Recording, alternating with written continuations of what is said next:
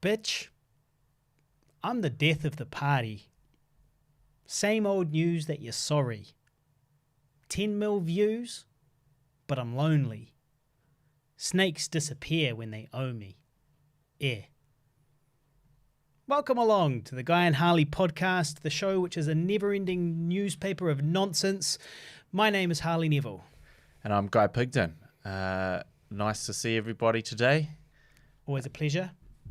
I am really tired this episode. Absolutely fucked, I'm sure. Yes, so I just travelled to Wellington for a day to support my close personal friend Alex Savage, who was wrestling at CPW yesterday evening. So he decided to travel down to Wellington, bring some Omicron with him, perhaps. Spread it around the capital. Give it to the good people in the capital. Or he's taken it with him from there and he's brought it back up to Auckland to and now he's sharing it recirculate in the Guy and Harley podcast studio. Yeah. Passing it along to me, no doubt. Yeah. Yeah. So Alex Savage has been travelling up and down the country. He went to Hamilton last weekend, where he also wrestled for Heathen Combat, and that was a much easier trip, all things considered. Now, I'm tired because one of the reasons why I'm tired is that I had to get up at 5:50 a.m. to travel to Wellington. That's a disgusting time. It is a disgusting time, and a disgustingly unreasonable time for anyone to get up. Not only did I have to... But you went yesterday. Yeah, yesterday. Yeah. So I got up at 5:50 a.m., but I actually got up at 4 a.m. Because I woke up and needed to go to the toilet, and it's obviously a lot of the times when you need to wake up really early, you wake up even earlier than the time. And can't get back to sleep. And, I couldn't get back to sleep because I turned on the bathroom light, and lo and behold, there was a giant cockroach crawling across the wall. Yeah. And I looked at the cockroach and he looked at me. And I thought to myself, what are we going to do about this? It's 4:15 a.m. The bug spray is not in here. So if I wish to do battle... That's a rookie mistake right there. I didn't... At this point, with the cockroaches, there needs to be one in every room. Yeah. And probably one in my fucking pocket. Yeah, I didn't have any pockets, but I need to carry it exactly. A holster. That I can literally go to bed with, so I can just... So that was the issue, and so I was like, I should really just leave it. I should really just leave it. I was like, but I can't leave it. Yeah. Because where is it going to go? And you've got to exterminate with extreme prejudice. Where is this cockroach going to go if I leave it? Yeah. Also, it could give my fellow flatmate a fright. I don't want him to be frightened. Yeah. As I was when I turned on the light. And I was like, and it was a real, so all the cockroaches at our house are varying the sizes of massive. But this one was a particularly big one. And so I was sort of like, okay. The cockroaching. Yeah, it was 4:15. So it was just before his bedtime. They normally go to bed. They normally get up at around, I would say around 11 p.m. They at 10, 11 p.m. And then the cockroach hour encroaches. They're out and about until... Yeah, probably around 4:35. They go back to bed in the walls of our house, I'm assuming, at this point. And so I did indeed go and get the spray and do battle with him. I sprayed him into oblivion, where he died in the bathroom thing, and then I mushed him down the plug hole with the toilet brush. Ugh. Yeah. Of all the disgusting things to use, so you introduced there was a bug in your shower, and that's bad. Yeah. Bugs in the shower is bad. Yeah. But then you decided to combine the bug with feces, with human feces. You're like, I need to bring some human feces into my shower in order to send off this cockroach with something that he might make him feel at home, make him feel comfortable. Yeah. Some feces. Yeah. The combined feces of you, your flatmate, and your previous flatmate. Yeah. So, bushed it all down the plug hole. Yeah. done deal. Right. But by that stage, yes, I was quite awake. The adrenaline had kicked in. From Obviously, the fight. fought this fight for your life. From the battle to the death. Yeah. With the giant cockroach. And I was not happy about it. I'd also bought one of these. I don't know if you've seen these, Harley, these ultrasonic insect repellents. You plug it in. You plug it in to the wall, and essentially it's meant to send out an ultrasonic beam that's only insects perceptible and rodents can pick up on. Yeah. And I was like, I just got it. It was on in my room. I walked down the hallway into the bathroom. There's a giant fucking cockroach. Yeah, well, it's because it had been scared out of your room. It had been repelled away from my room. Away from your room. And had gone into the bathroom. Exactly. But I was just like, really? It says 500 square foot on the thing. Well, that should cover my house too. I know, right? Yeah. Well, yeah, I was just like, I feel, because I also looked at the reviews for and they weren't amazing. No. Well, it sounds a bit magical. It seems like a fucking joke, doesn't it? Like whenever someone's trying to sell you something invisible, you've got to be careful because generally speaking, that invisible thing is not very effective. Yeah. Possibly bullshit. Religion, I'm looking at you. Snake oil salesman. Christianity. So looking in your direction. Tyler Adams says we need John Goodman from Arachnophobia. Yeah. Well, it's true. We also just need to burn this whole fucking house down. Well, that could work too. This is I've got 2 cans of spray, right? I've got one in the kitchen, one in the bathroom, because these seem to be the places where you see them the most. Although to be fair, I don't see them much in the kitchen, just the bathroom. Right. So I reckon they come up the pipes. Yeah, I reckon they're coming up from underneath. I do think they're coming up the pipes. I agree with that. Yeah. Also, this is my secret weapon to combat my tiredness. Yeah. Which is pre-workout. But I'm not going for a workout. I'm just doing a podcast. So it's a pre-podcast stimulant. Yeah. So I'll just sip on that and I'll recover. But see, I'm drinking dirty water, which is a seltzer, a hard seltzer with 4.5% alcohol or so. That's my pre-workout. Chuck some creatine in there as well, just for a little extra pump while I'm doing the podcast. Yeah, got to get my podcast pump on. Yeah, well, I'm looking forward to that kicking in. So I did battle with that cockroach, and a friend of mine, it turns out, is a pest control, works in pest control, and I was like, look, what's the deal, man? I've got a real cockroach problem, and it seems to be getting worse. Yeah. Seems to be that there's more cockroaches than ever. Yeah. And they're real, they're really kind of creeping into my life in a way that I find quite scary. Yeah. And he was like, yeah, he goes, yeah, what kind? And I was like, the big ones. He goes, the American kind. And I was like, yeah. Everything's bigger in America. Exactly. Supersize me, right? Yeah. Supersize cockroaches. Yeah. And he goes, they're really hard to get rid of. He's like, there's not a real, but he's come around today. Yeah. And he's given it a spray. Yeah.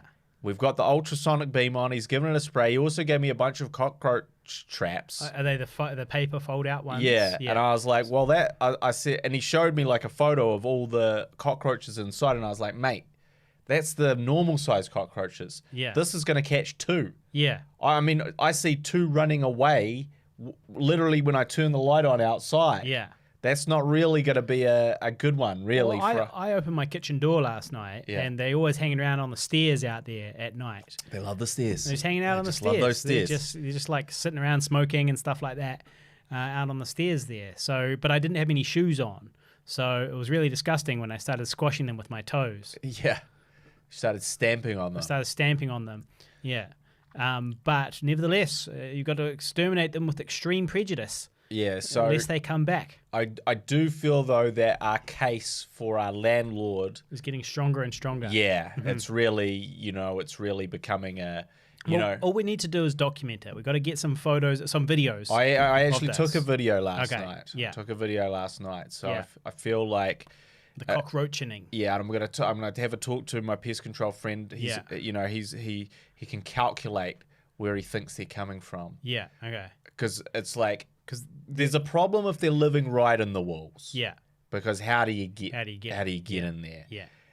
If they're living under the house, Yeah, it's a little bit easier. I reckon they're living under the house, and I think most of them are living in the wheelie bin and around all the rubbish. And that's the thing. Next door. Are they actually living next door and they're just coming over to sunbathe? That's what I reckon. I reckon that they're coming over here at night and finding food and fucking and doing all that fun stuff, but that actually, you know, like generally speaking, what is attracting them to this neighborhood cockroach house party is all that rubbish just a few meters away. The cockroaches, and if it's bad here, it's probably even worse there. The cockroaches are essentially treating our home like a cheap Airbnb, like a bachelor pad, where they just fucking do whatever they like at night, and they know there's going to be no repercussions unless they come inside the house. And in fact, they don't know that because the ones that do come in die. Yeah, they never leave.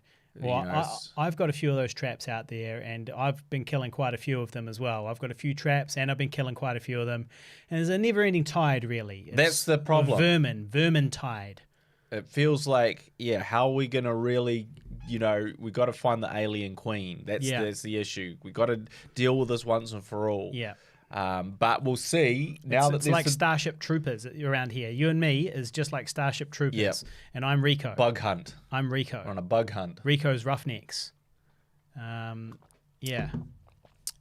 So that's what I've been doing, fighting cockroaches and watching my close personal friend, do wrestling. Yeah. And was that a paid gig, that trip down there? It was a paid gig, yes. Yeah, for Alex? Did not, that payment, as is often the case, did not cover the travel expenses. Well, because you would have had to stay in a hotel. Was there a hotel covered? Well, we were actually scheduled to stay with a friend down there. You got to, but they just made you sleep under the ring. But instead they were like, hey, guess what? With this whole Omicron situation. And you being from Auckland, and yeah, did this friend have a recent new baby?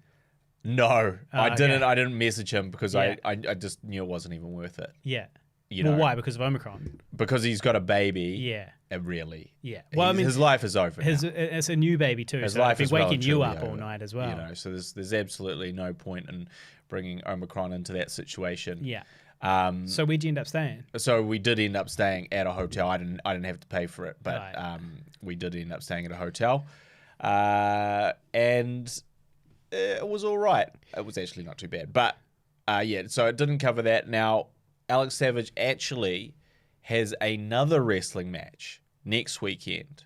Now, this wrestling match is here in Auckland, and it is in fact what would be considered the biggest wrestling match of his career.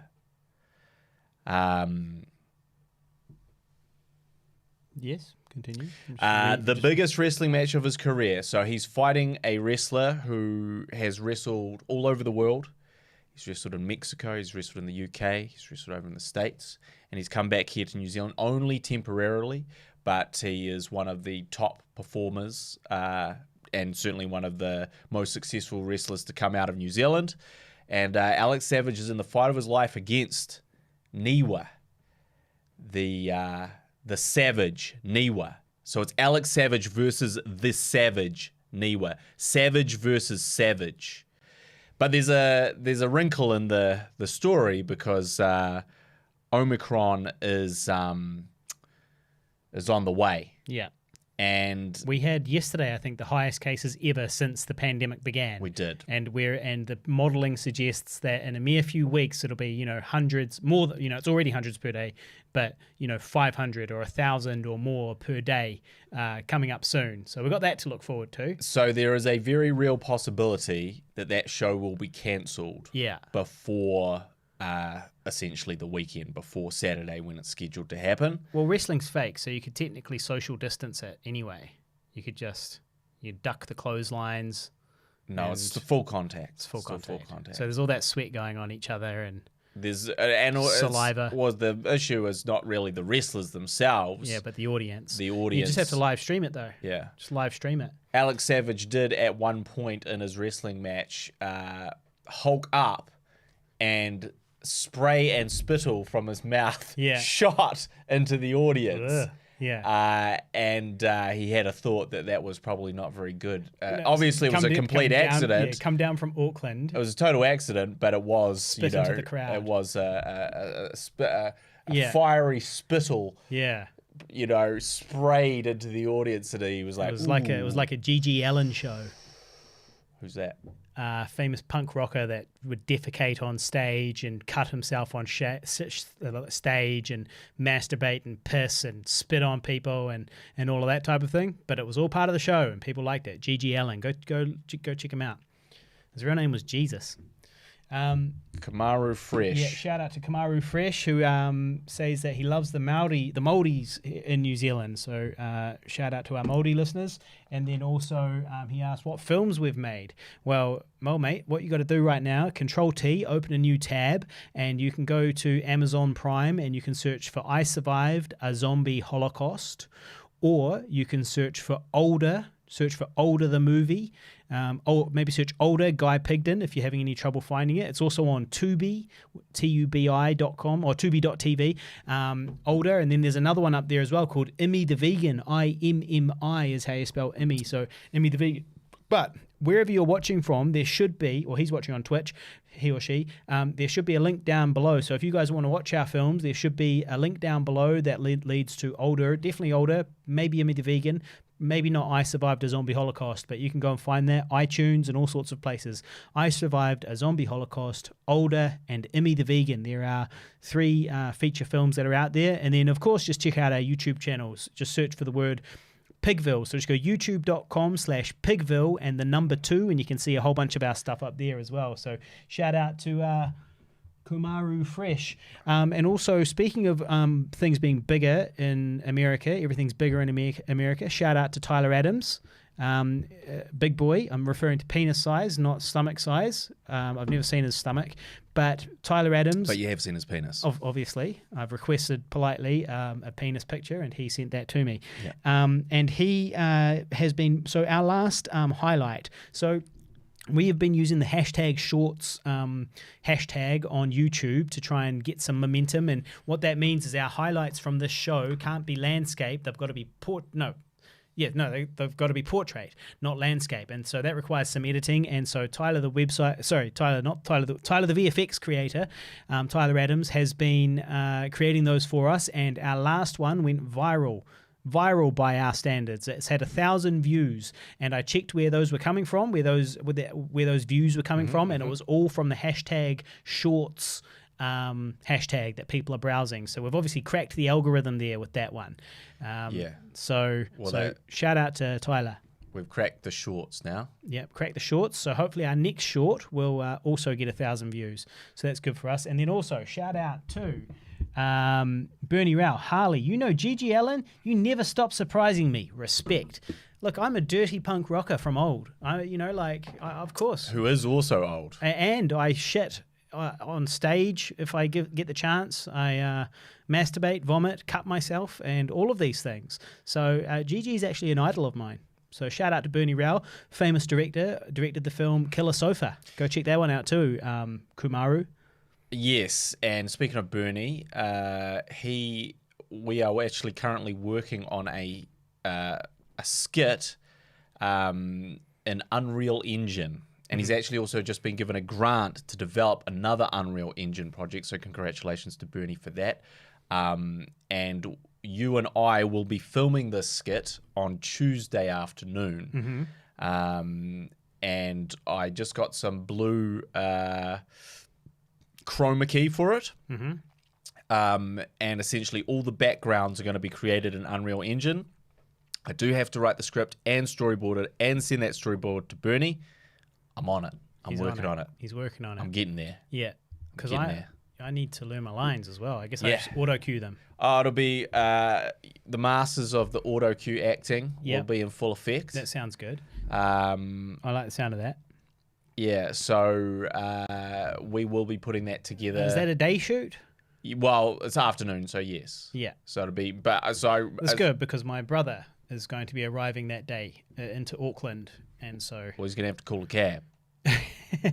Well, actually, he's driving, so he should be okay. Be fine. Yeah, he'll be fine. He can just drive here, and then he can watch the movie magic unfold. And quietly shut the fuck up, please. He's a very quiet dude, as a general rule. But you asked me to shave the beard off for this role. And you refused. And it was very inconvenient for me. And I was like, well, I don't know about that one. The thing is, though, that I've got a role coming up where I've got to have the beard. You know, I've done this audition. They're like, cool, don't change your appearance. You've got a role coming up at the end of February. Got to have a beard for a commercial. Now, that one pays $4,500. What's your one paying again? $0. $0. But fortunately, you have the power to regrow your beard within 2 days, I was going to say. So I feel like... No, it's pretty long at the moment. It's pretty long. It's getting along now. It's getting there. It's getting pretty long and sexy at the moment. 2 days. 2 days growth. This is 3 days growth, I'll have you know. Either or, so, I feel like you can make it. Yeah. I feel like you can make it. So just give it a trim tomorrow. Give it a trim. But it wouldn't be a trim, would it? It's got to be a shave. Yeah, full shave. It's got to be a full shave. Well, the issue, because essentially you're playing Red Skull from the Marvel universe, or you're playing a parody, intellectual, what is it? What is it? Similar to the same Godzilla, but legally it's not. Yeah. Similar to, but legally distinct from Red Face, Red Skull. Yeah, so hello, Lonesome Lenny. You're not so lonesome anymore, Lenny. You're here with us now, mate. And 8 other watchers. Yeah, shout out. Sound off on the live stream, people. If you're here, drop us a comment. We know you're there. We can see you. It's creepy. So, so the issue is that to have the skull prosthetic applied, it can't really stick onto a beard. Yeah. So now you're going to be Red Beard Skull. So you're just going to paint my beard and paint my face. Is that the plan? Well, there'll be a prosthetic for the top bit of your face. And then the bit down below will just be a beard. Oh, God, this sounds like it's going to take fucking hours. Oh, it's a good hours of 2 hours. Prosthetics. 100% a 2-hour job. For the prosthetics alone, you mean? Yeah, for the prosthetics alone. Yeah, and then there's the acting. And then there's the acting. Around. Yeah. Yeah. Good. Greetings from 50 miles south of Boston. Shout out to all of those of our listeners from 50 miles south of Boston. Lonesome Lenny. Good on you, mate. Well, shout out from the bottom of the world, New Zealand. The safest place in the world right now. Yeah, Fortress, New Zealand. Now, speaking of our skits, your skits, the Savage Filmmaker skits, I was in a skit of yours a little while ago, a Santa skit. Yep. And it was very funny. I rewatched it the other day. I was like, this is good stuff. It's hilarious stuff. Yeah.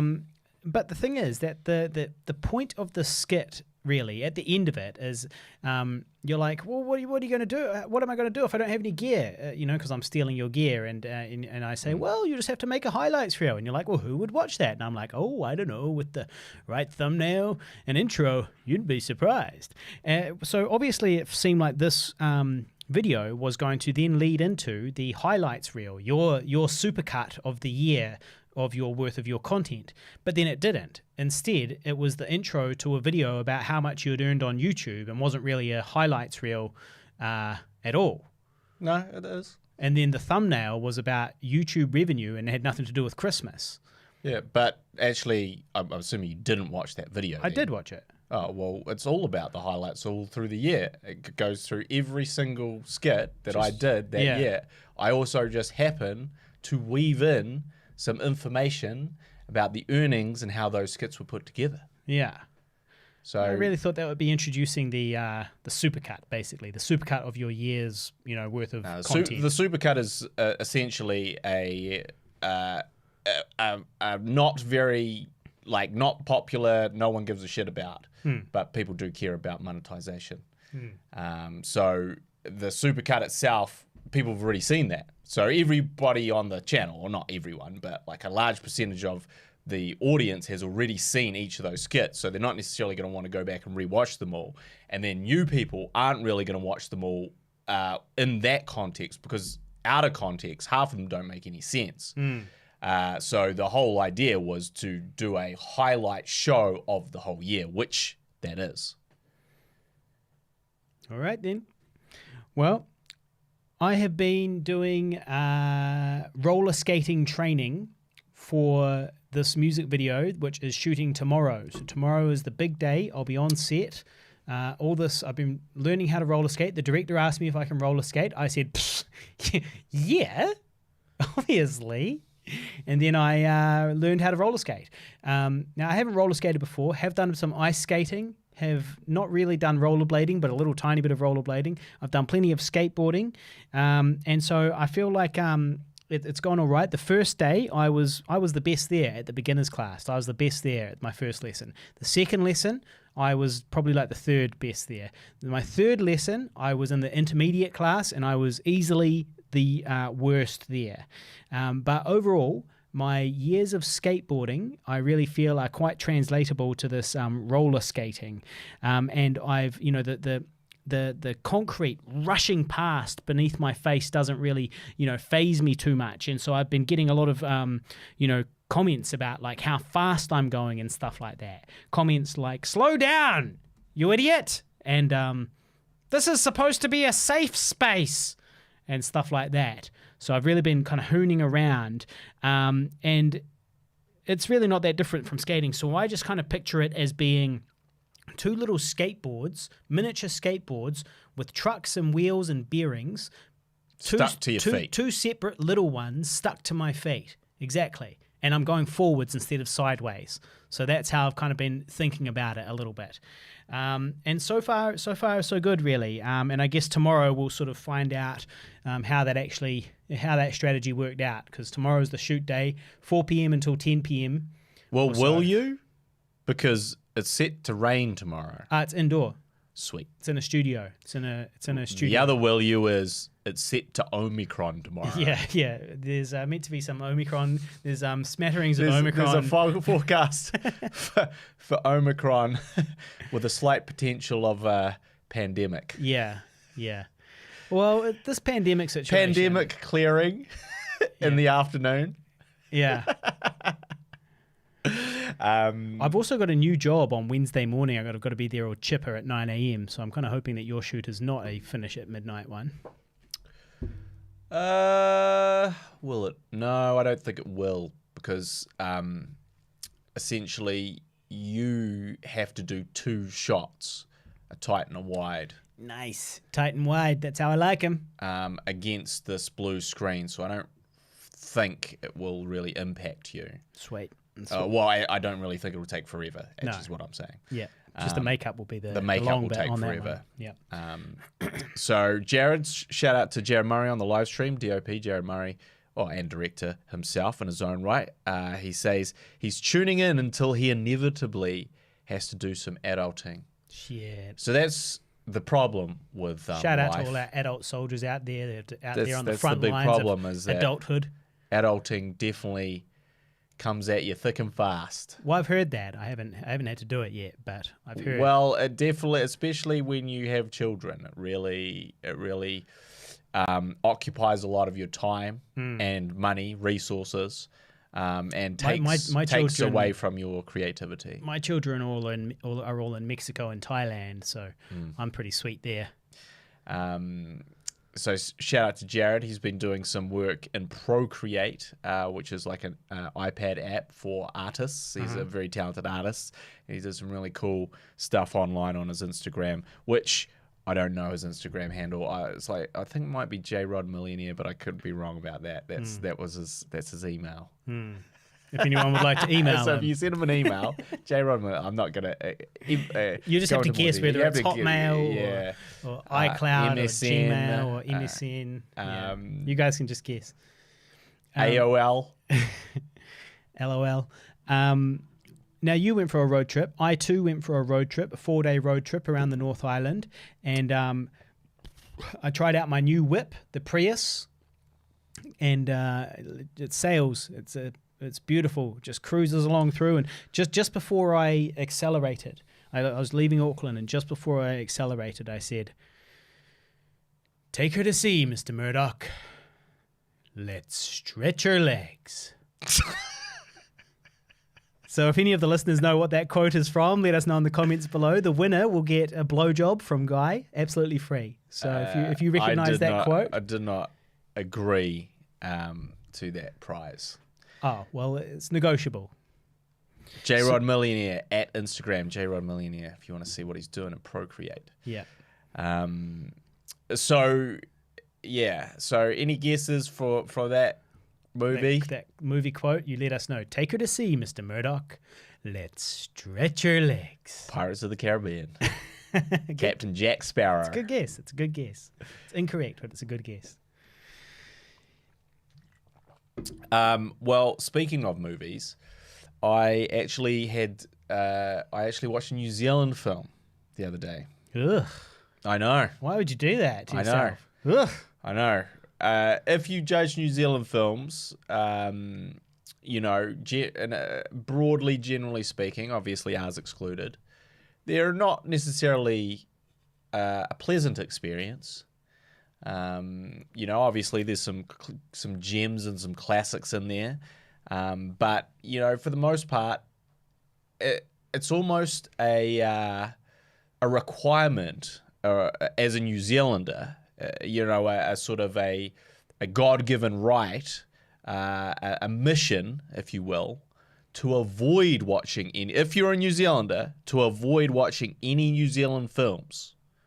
You know, it's really something that we as New Zealanders take a lot of pride in, not watching New Zealand films. We take a lot of pride in it. We work really hard at the cinema to avoid them. You know, the box office revenue will reflect that.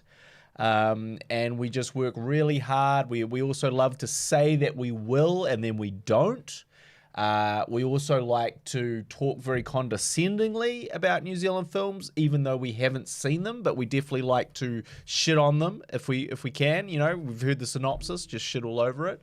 That's sort of a requirement we as New Zealanders, you know, this is what's expected of us. This is culturally something that has been ingrained in us since you know, childhood, really, that we need to do this, that this is an important part of our lives, that we must shit on and hate all New Zealand films. So to my surprise, I was getting ready to exercise my God-given right. I was getting ready to not watch films. To not watch New Zealand film. And if I was to, or to hear about it, it would be to shit on it, and say how bad it was and how dumb it sounded it was going to be, and not give any revenue to the creator. But I'd heard this one was pretty good. Mm-hmm. So it's also our God-given responsibility as filmmakers here in New Zealand to support fellow New Zealand filmmakers. Again, lots of New Zealand filmmakers take the opposite approach to the cause. You know, they don't like to practice this, but I'm a believer that you should. You sound a little. It almost sounds like you're referring to people not watching our films. Well, I mean, it is every New Zealander's God-given right. Every New Zealander has used that God-given right as well, and to not watch our films. They've exercised it with extreme prejudice. Olderfilm.com. If you'd like to support us, go to olderfilm.com. You can watch our latest film there. But I heard this one was pretty good. It also got into Sundance, which kind of piqued my interest. Even though, as we know, festivals are a sham and they're a huge money suck for absolutely no reason. In fact, I've got a festival scam story coming up, so just stay tuned in for that. But anyway, so it's called Coming Home in the Dark. And let me tell you, I was coming in the dark watching this film because it was very, very good. Yeah. It's kind of, you know, again, it's a little bit different, you know, although it does thematically deal with many of the things that traditionally we love to deal with here in New Zealand, such as child abuse, suicide, tick, such as those things. But it was wrapped inside this thriller, and essentially the idea was that this family are going away and they go to this secluded place, and then they kind of see that there's a couple of other people there, you know, that may or may not have been following them. It's a little bit ambiguous, and then they're just enjoying a sort of picnic, having the time of their lives. Then these two strangers sort of walk in and start fucking with their day in a big way. Now, I don't want to give any more spoilers to that, but that's how it sort of starts, and it gets darker and more twisted, and you know, escalates from there. So it's a thriller, but I guess what you'd almost call it like a kind of arty thriller, which there are not that many of. There's kind of your stock standard Hollywood thrillers, and then that's it really. If they're very formulaic, and this again certainly subscribes to a formula and the genre of a thriller, but it does it in this kind of arty, sort of moody, sort of thoughtful way. And I thought it was a really good film. I highly recommend it. And the great news is it's on Netflix. So you can just watch it on Netflix now. Bloody good on them. Good on them for getting it on Netflix. First-time filmmaker. Any idea about the budget of First-time filmmaker. Well, it's all a bit unclear. So, yes, it did receive some type of Film Commission funding. I'm not sure if that was from the get-go or not. It's definitely not like a super low-budget thing. They've definitely got a budget for sure. But it is still a modest-ish film. And, it's really, really good. Definitely worth your time if you haven't seen it. Coming Home in the Dark on Netflix now. Not to be mistaken with my film on Chatterbait, Coming Alone in the Dark, which I'm also very proud of. It's also quite dark, emotionally distressing, and disturbing in some parts. Very disturbing. Exactly. Make your skin crawl in much the same way. Yeah. So there are parallels and similarities. Yeah. You walk away. You walk away feeling, feeling like you've really experienced something. You've really gone through an ordeal. They both have that in common. Yeah. Yeah. All good art will, move you and move you out of the room. In my case, move you into the next room. Just turn off the television. Yeah. Move you away. Yeah.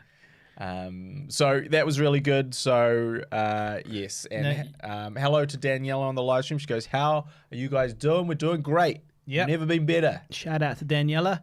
Welcome along. The time of our lives. Yeah. Coming Home in the Dark. Now, you have got a new flatmate. How's that working out?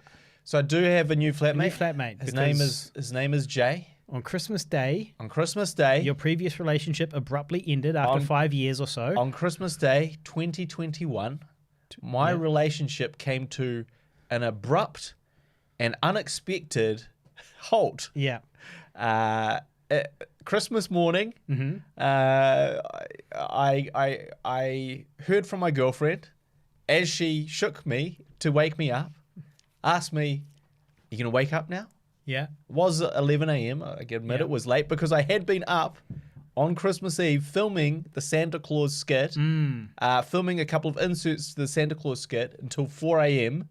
And then I was shook awake, 11 a.m. Are you going to get up? Well, I suppose. Good. Because we need to talk. Shit. And the only time anyone needs to talk is when they got some real bad news to tell you. Yeah. No one sits down with you and they go, "Good. We need to talk. We need to talk. I love my life. I'm very happy it's never with been you. better. I'm very happy with you. You're an amazing human being. And I just wanted to let you know that." You complete me. You complete me. Or we need to talk. Yeah. We'd like to give you a raise, a significant raise, that is really going to help you and your family. And you've done really well for us. So that's why we needed to talk, because we're going to give you a big raise. But in this case, no raise, right? No raise at all. So we need to talk. Yeah. Is always a sign of something very distressing coming your way. So the less need to talks you get in your life, the better. And you got a need to talk and Christmas I got a need morning, to talk on Christmas which morning. resulted in you being a bachelor for Christmas Day. Yep. We did have a great party at the house. Yep. That was cool. I guess it was a good time to be a bachelor. No luck that day for you, but onward. And so then you opened up the Tinder files. Open up the Tinder files. Yeah, we can talk about that or not. And then there's the new flatmate who has finally taken the room that was previously taken by your ex. Yes. The best room in the house. Yeah. The least cockroaches. Yes. And I actually think that room is probably closest to the bins. Out of all the rooms in the house, that one is technically closest to the bins. Well, he of the did say restaurant. as he moved in, he goes, what's up with all these cockroaches on the I roof? did notice there's a dead cockroach in here. Yeah. And he goes, is this a problem? Yeah. We need to have a talk. Yeah. We need to have a talk. Well, I actually sat him down and said, look, we need to have a talk about the cockroaches. Yeah. Yes, there are cockroaches. Do they venture inside very often? Yes. Yes. I'm going to say no. Yes, too. I'm going to say no. Are they big ones? Yes. Yes, they're too. huge. That's 3 yeses. And do they fly? Yes. Yes, they can take flight. They can take flight at and any leap moment. upon you. At They're any also moment. deceptively quick. Yeah. So quick, in fact, that they may be too quick for you to kill Yeah. if you were to encounter one. And then you've just got to sleep with them in your room. You've just got to accept the fact that it's in the room. I've been lucky because I've never had that happen to me yet, where I've encountered one in my room, chased it, and it's gotten away. So far, every single one that I've seen, I've managed to massacre mercilessly. Yep. And there was one of them, it took a while and I had to climb under my desk. I was climbing around under there. I had my head in the shelf. Like I took the shelf out and I was all in there, with my spray. But I found him. At the end, murdered him in cold blood. But yeah, that's the worst thing because you don't want to go to sleep knowing that at some point it's going to come out of its hiding place and keep cockroaching around. The last thing you want is a big cockroach on your face. Right? So yes, we had to have a talk. I had to I said they mainly stay outside, which is true. Which is technically true. They're mainly outside cockroaches. Yeah. And they're not inside pets. Have you told him about the podcast yet? I haven't. Yeah, okay. Well, then sweet as. He's never going to find out. I have not. He's never going to find out about all these, how the fact that you knew about all the cockroaches before he moved in. Well, what are you going to say? You got to say, yeah, mate, there's a few cockroaches that come in summer, but in winter, they drop back like 70%. So there's a cockroach reduction of 70% in the winter. If you can see 10 cockroaches today, well, that will be 3 cockroaches in winter. It's pretty good. There's nothing wrong with that. 3 giant cockroaches in winter. Yeah. So I was honest about that. Honest-ish. Honest-ish, yeah. Yeah. Yeah.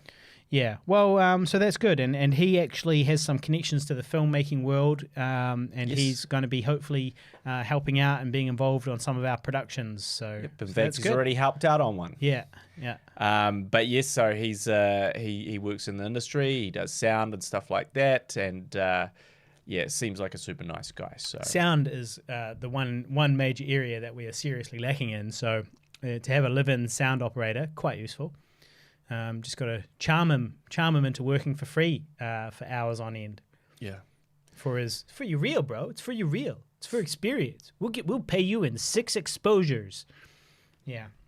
Well, I recently bought crypto and Tesla with my OnlyFans money. So who's the hairy loser now? Not me. So that's good. That's really the whole story. That's pretty much the whole story. Okay. Yeah. Okay. Going back to the movies and festivals and fake the money sucker festivals. So, I have been currently. I have 2 films for festival consideration currently. Glimpses, a documentary. About MSA, multiple system atrophy, which we've talked about here on the podcast before. It's a feature-length documentary. It is about my uncle who was suffering from this, and I went over to film that in 2019, just pre-pandemic. It's on the cusp of the pandemic. So very glad I got to go over and do that, and so that's in circulation now. On the one hand, it's cool. It's been selected now I've just found out yesterday that it was selected for another festival, so it's now been selected for 3 festivals. The first festival, or the first 2 festivals, it also won awards at. And I was like, man, that's awesome. I won an award. It wasn't like the best award in the festival. It was like exceptional merit and the silver award at the other one. So kind of like your, 3rd tier awards. It's not. Well, silver is presumably the second. Yeah, second best. tier, second best, yeah. Or And second tier of an awards.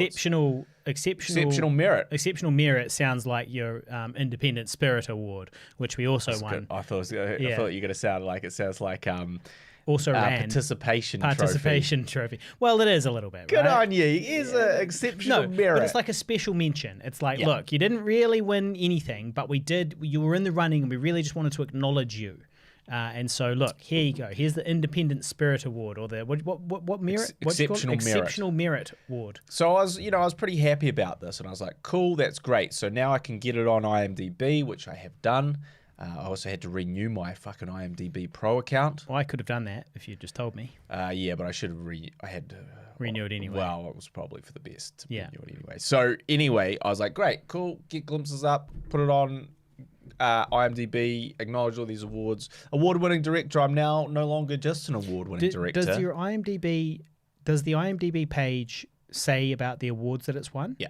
And how did you do that? Because these festivals, sometimes it's hard to find. Yeah, it's really... You try to put in the award, it's like, I can't put in this award because they don't recognize the festival. And it's like, well, what? You just like, there's a drop-down menu. A long list of festivals. And if it's not on there, you're like, okay, so what do I do with that? Yeah, so that's why we can't list Franklin Festival Exactly. awards. The Franklin, we won 2 awards, or 3 awards at the Franklin like 4 awards. 4 awards at the Franklin Film Festival. 2 years running. And we can't put it up on IMDb because IMDb doesn't think the Franklin Film Festival exists. And now they do think one exists. It's a different Franklin. Right, yeah. It's another Franklin. Different Franklin. The 2 Franklins. Yeah. So I could, after much fucking around, manage to do it by finding it because they're both in the IMDb list. So they were in the list. So it's not that bad, all linked together, which is cool. And I was like, yeah, this is real cool. I've won, I'm no longer an award-winning director. I'm a multi-award-winning director. That's indisputable now. 2 is multiple. Yeah. Okay? Multiple award-winning film. Glimpses. So anyway, it's just been selected also for the... I'll just try and figure out what it's called because I can now announce it.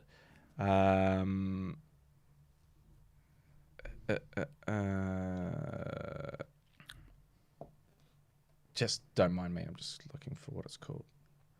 Socially Relevant Film Festival, I believe it's called. Okay. The Socially Relevant Film Festival in New York.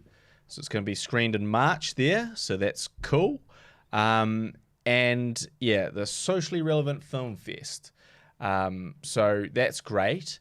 And if you're in New York in March, you can go see it or watch it over their streaming thing, maybe. Shout out to our New York listeners. And I'll probably be talking about that. But I was like, cool, let's put these awards on IMDb. Yep, sweet, done that. And then they send you like a little award certificate, which you can then like put in frame. Except, do they, Harley? Do they actually do that?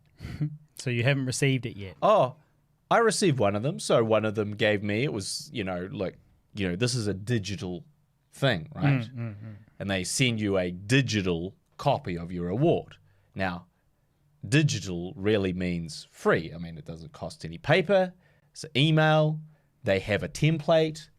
There is no work involved, right? Can we agree? Yeah. I mean, you've got to type in your name and the name of the movie. Delete out the name of the last year's winner and insert your one, and then they've got to email it to you. Yeah. Now, to be fair, they do have to pay somebody to do that. That's on somebody's list of like shit jobs to do. Yep. Hey, event manager or somebody, you've got all these jobs you need to do. Can you please update and send this out? That person's getting paid, but yeah. So one of them just sent that through, no worries. And they said, yep, awesome, congrats. And we've updated this with your IMDb and blah, blah, blah. They're very gracious and very helpful. And I was like, oh, it's really nice of them. The other one, not so much. So the other one they're like, so congratulations, you have won this award. If you would like proof of winning this award, you can pay us $40 for a digital copy of your award, or you can pay $140 for a printed version of your award. Can you imagine getting the $40 one No, like getting the $140 one instead of just getting the $40 one and printing it yourself. Well, you're literally charging yourself $100 to print something. And it also doesn't, like, you know, if you imagine like $140 you go, oh, well, I guess it's in like a real nice frame like a gold frame and it's sent and it's got a seat. No. It's just it printed out on some nice card. Yeah, and you know, nice card and sent to me. And I was like, of course, that would be fucking insane for me to do that. But I do kind of want the digital one because you never know how many awards you're going to get. Yeah. Most of the time, none is the answer. Yeah. So, you know, you kind of want to have them up around, like, you know, we'll put one up on the wall in the studio, make us seem like big fucking legit. You know, it's like someone's done a PhD or a doctorate. Well, I've gotten the Exceptional Merit Award. Yeah. Pretty much the same thing, really. Yeah. Except within the film community. So anyway, I was like, and I said to myself, I was like, Guy, you know how to do Photoshop. You've learned that. You actually teach that now. And you know, while your grasp of Photoshop is not amazing, you could do that. It's probably very replicatable for this award.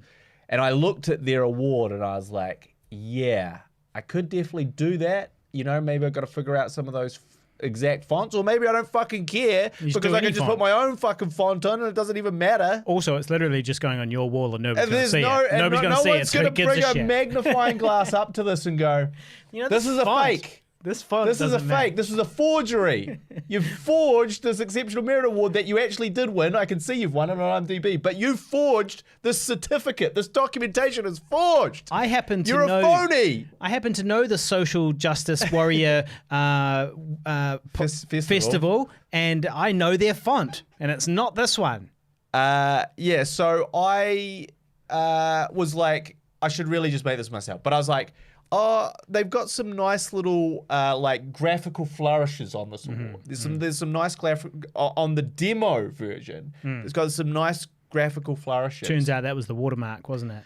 It wasn't the watermark, but it was like, so I was like, well, then I've got to kind of find something like that. And it's like, fuck it, I'll just pay this ridiculous sum for this digital thing of this award. Imagine if you're at the Oscars. And they go, yeah, well, you know, we had to make it, so it's going to be, you know, I mean, that's $10,000. If you want your Oscar, you have to pay us $10,000. Yeah, it's made of gold. It's just like, anyway, so like a fucking schmuck, I did it because A, I'm lazy, and B, I wanted those cool flourishes. Well, guess what? No flourishes.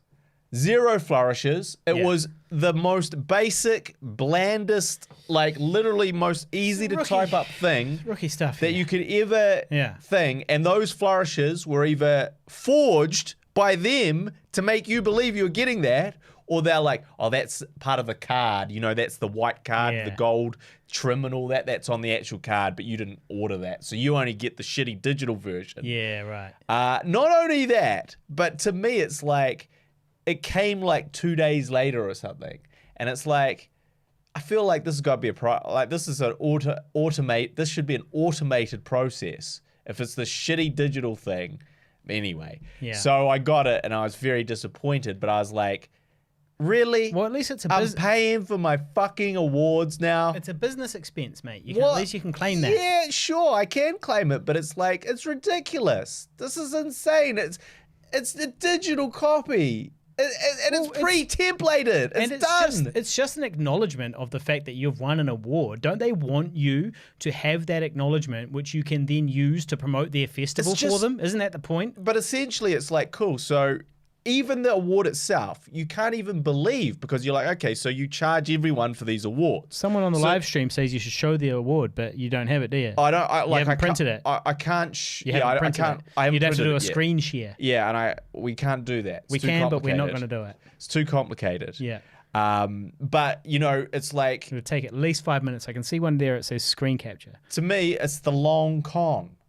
Yeah. Because it's sort of like, cool. So we give out awards. Well, how many awards do we give out? Well, the more awards we give out, the more we get this revenue back for doing absolutely nothing but typing in a different name. Well, it's a smart business model. It's a great business model, but it really leaves a sour taste in your mouth having won one of those awards because it's like, is this really a fucking award, or is this an excuse for you to charge me $40 to $140 US? Well, I guess the question is, how many of those exceptional merit awards are they? Maybe you didn't really win anything. Maybe they have the top 2 or 3 awards, and then everybody else gets an exceptional merit, and they just bill them all for $140. There's a list. Yeah. So you're on this list on their website. Right. Okay.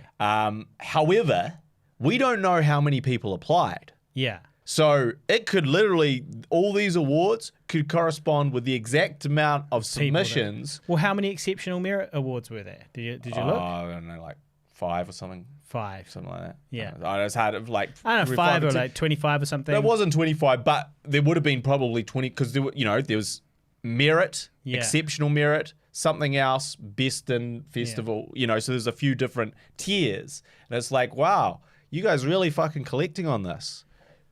Shout out to Random Rick Review on the live stream, who says he'll send you a card that says anything for $35 US. Exactly. Fucking anyone will. I'll send you something. Yeah. Exceptional merit, exceptional listener merit for this podcast. So Random Rick Review. Exactly. Signed Guy and Harley. Yeah. Digital signatures, obviously. Digital signatures, definitely. So yeah, I just felt like quite exploited. Taken advantage of by the whole process. Yeah, well, it does seem like maybe you shouldn't have paid for that.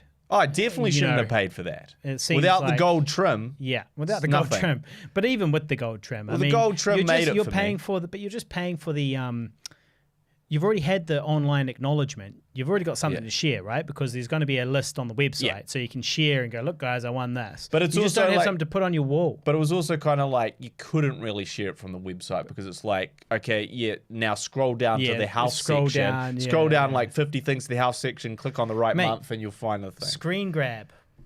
Yeah. Screen grab. But it's not a good screen grab. Like, that's the thing. It's just your name and a bunch of other people's names. It's really like the most, like you probably couldn't even see where it said exceptional merit because it's just a series of names. So it's like a little cutaway of a series of names. You have to do 2 screen grabs, one of the exceptional merit and one of your name underneath. And then you put them together with using extremely basic Photoshop or less than Photoshop and post that. And by the time we've done all that, you might as well have just done $40 done US a good dollars. One. Yeah. There we go. Yeah.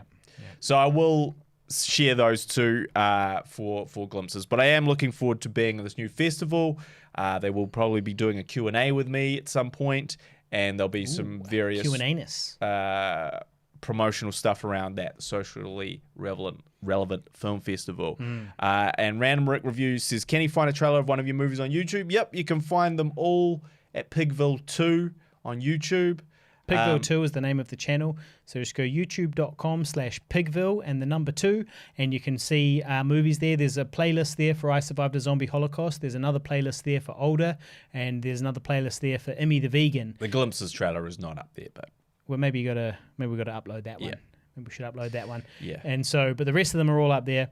But you might as well just go watch the movie itself. Just go to olderfilm.com and there's a big button that says buy now, and then you click on that and there's ways to watch the film, and one of them is free. So buy now. Cost you anything. Buy now is a little misleading. Buy it is a little misleading because actually if you watch it on tubi.tv, then it's actually free, but we still get paid because of the ad revenue. So get out there, people, dear listeners. And while you're doing all that stuff as well, make sure you hit thumbs up. That stuff's important. A couple of shout outs to Tanya Wiley and Wazza. Dear friends of mine, long-term colleagues and collaborators, and also listeners to the Guy and Harley podcast. And it turns out that Mrs. Wazza is listening. A couple of episodes ago, I said that Wazza's fallen off the wagon. She tuned out. And that if Wazza had fallen off the wagon, that Mrs. Wazza obviously would have fallen off the wagon. But as it happens, actually, he told me that Mrs. Wazza is still out there listening, and he's the one that's fallen off the wagon, but Mrs. Wazza's still out there. And Mrs. Wazza has been updating Wazza on our relationship statuses, such as Wazza. you announcing that you were single on the same episode that I announced that I was taken. Yeah. She who shall be named. Except not on the actual podcast. She'll be named at some point. She'll be named. She'll be named. Things move slow with me. I'm a slow mover. You could just say it. Slow mover. What else you got? That's it really for my news, I believe. I'll just double check my notes. All right, that's it. I mean, I'm all out of notes as well. All I was going to say is that the the Tesla stock has plummeted horribly lately. A little while back, Tesla stock was $1,200, and you were like, I'd really cash some of that out, Harley. Yeah. I'd cash some of that out if I really wanted you to do it. And I was like, nah, I'm just gonna hold on to it. And then it dropped down. Now it's about $900 per share. It was around $1,200 per share for a wee while there. So that'll plummeted. But hey, I'm not worried. I'm just buying more.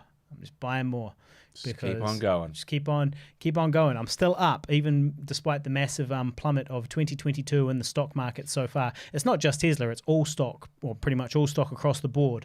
It's down. The macro environment. It's to do with raising interest rates in America and stuff like that. They've got some interest rate problems in America at the moment. They've got some inflation problems. Yeah, it's in order to counter inflation, they're raising interest rates. And apparently, for some reason, that's bad for tech stocks. And Tesla, despite being ostensibly a auto stock, is actually really a tech stock. So that's why it's down.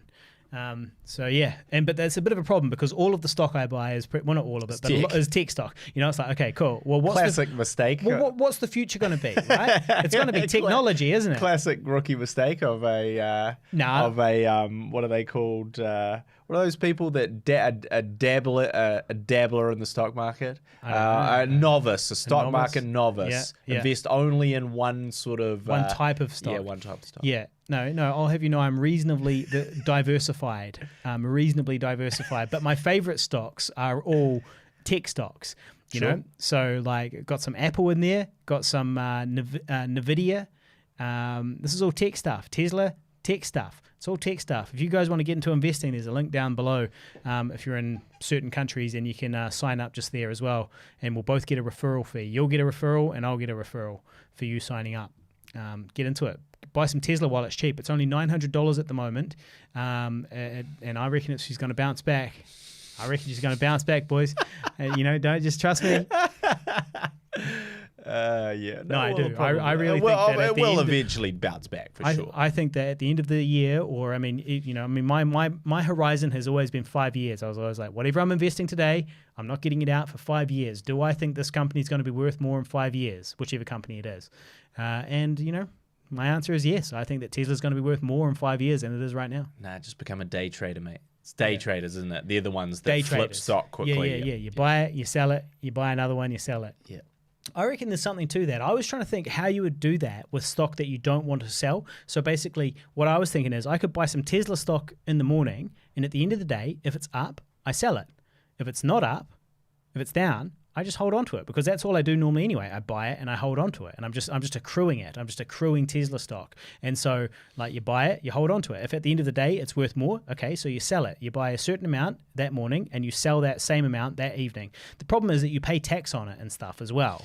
So that's the only issue. But there is still some profit there, but you do pay tax on it. Because to me, the way they gained the system was, I was like, should I take the tax that I'm setting aside yearly to pay and put it into the stock? Yeah. But the problem is that, well, there's two problems with that. Yeah. Okay. You could invest that money. Yeah. And then it's like the stock has plummeted. So you put in, $5,000 to pay your taxes. Yeah. Now you already have $2,000, which you have to withdraw and pay tax on. Yeah. So you actually only have like $1,600. Yeah. Okay. So that's where it could really fucking backfire.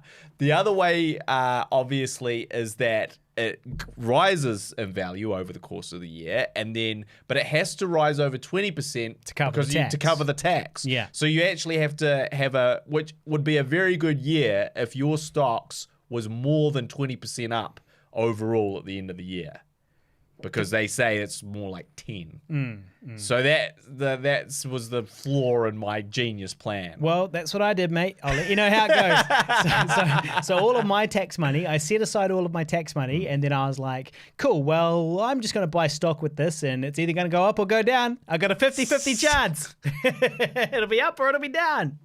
But so I did that last year, right? And what ended up happening was I didn't bother trying to sell the stock. I just did my tax return and I claimed a bunch of, expenses and all that. And then when all was said and done, the amount of tax I had set aside and bought stock with was much less than the amount of tax I actually ended up owing. So I just paid the tax myself and left the stock alone. Yep. And so really it was like an enforced savings, like an enforced savings, And so I'm doing the same thing again this year and just hoping for the best.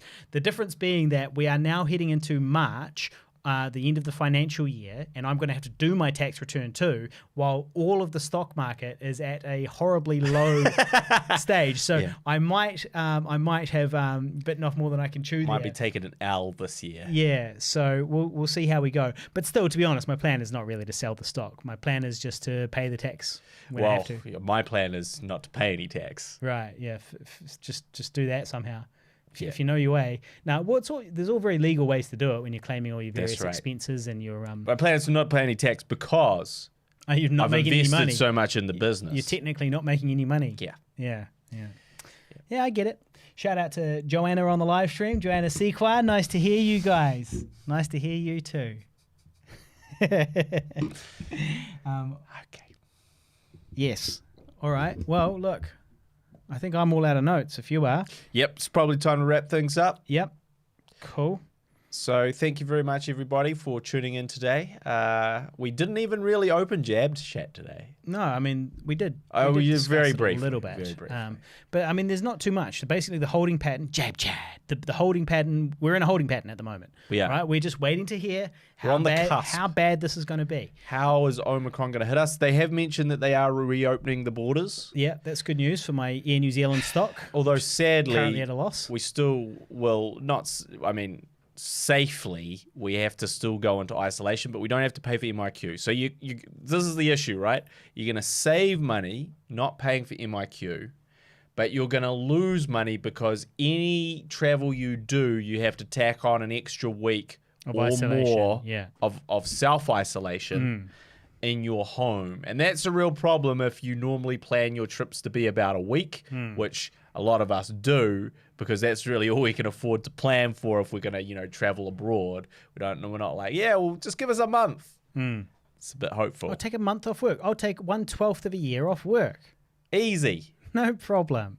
Yeah, well, one thing I saw the other day was it was like, okay, so how the government, this is coming from the government was like, well, are you prepared for Omicron? What are you going to do? Like, if you have to isolate, tomorrow, are you ready? Do you have medicines in your cupboard stocked up? Do you have food? Do you have all of the stuff that you need should you get sick and you need to isolate? Do you have any of that stuff? And I was like, I've got literally none of that. I've got nothing. And if the government is at the stage now where they're like, look, we can't control this. We're predicting it's going to be hundreds or thousands of cases per day really soon. And you guys should really just stock up on medicine and other important stuff. And then keeping in mind, I've got an unvaccinated flatmate. So when she gets it, right, she's going to get 3 times as sick as me. So she's going to be in my home sneezing, and those sneezes are going to be extra infectious. Because triple the infectiousness. Exactly. I'm triple vaxxed. I'll do a polite little sneeze, and I'll go, oh, and then there'll be nothing. There'll be nothing there. There'll be a very small viral load. A ladylike sneeze. Achoo. And she'll be every sneeze she'll be doing, she'll be spraying particles all over the house. And even if we're isolating individually, she's got her room, I've got my room, we've still got to shit in the bathroom. So I'm going to be going into the bathroom that she's just taken a shit in and sneezed in and blown her nose in and blown her nose in the shower and all of that stuff. And I'm going to do all that same stuff in the same place. Only she's going to have 3 times the viral load as me. Yeah. And it's going to make me sick. Yep. Even if she's the sick one, I'm going to get sick. And then we're going to do the podcast and I'm going to get sick. Yeah. Well, I guess it depends if we know. This is the problem. I think by the time we know. Yeah, it's too late. Because of the incubation period. Yeah. Right? Is likely to fall. Yeah. On this podcast, through a podcast. Right, yeah, as in yesterday I was exposed and we're doing the podcast today. Yeah, or we're doing the podcast in 3 days. Yeah. You are not showing any symptoms, but you will. And I won't show any symptoms anyway. When that day comes, I reckon... Says the only triple vax man to die of COVID. I'm going to say it right now on the show.